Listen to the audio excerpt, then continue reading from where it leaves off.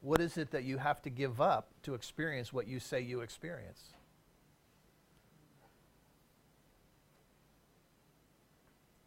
What are you denying in order to experience what you say you experience? Your knowing of everything that is real. You have given up to know everything that's not real. And then you spend all day long talking about all the things that are not real. Doing all the things you need to do to sustain your body because your body is the ultimate proof.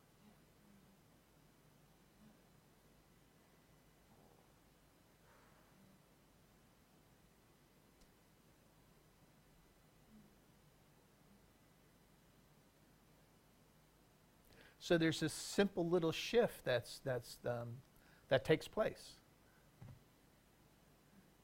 Somewhere in the middle of all of that kind of activity going on in your mind, this shift happens. And you don't see that way any longer.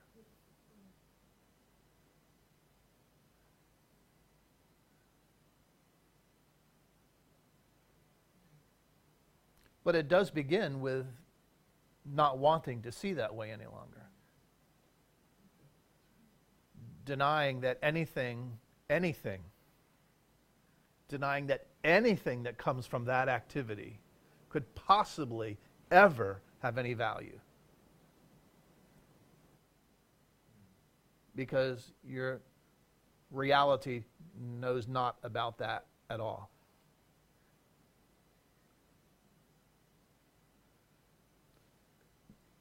That's where the whole thing comes together.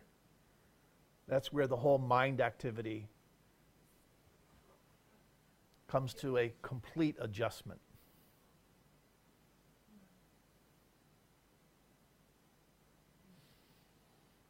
It appears to be a moment of conflict, which you've been trying to avoid, right? You don't like conflict in your mind, right? You do everything to make sure that you're comfortable, that you're right. You don't even mind somebody else being wrong as long as you're right. Right? Hey, isn't it right?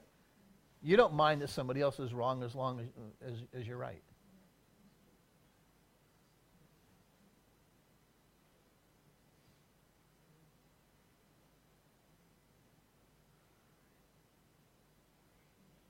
You don't feel the hurt of somebody else being wrong.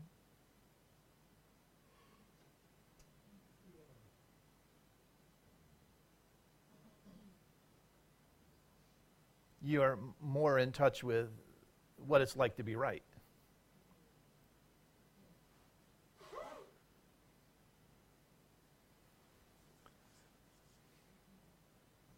It's amazing, isn't it?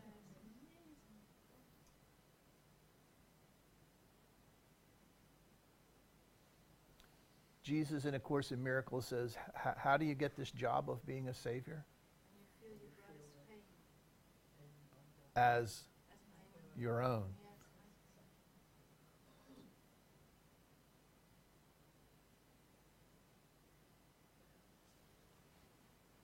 And you spend all day long making sure that your brother feels his pain and that it's not going to be yours.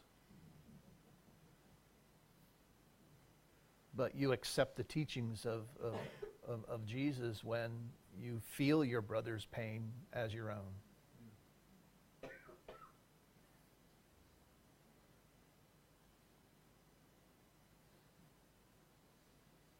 That's when you become a teacher of God.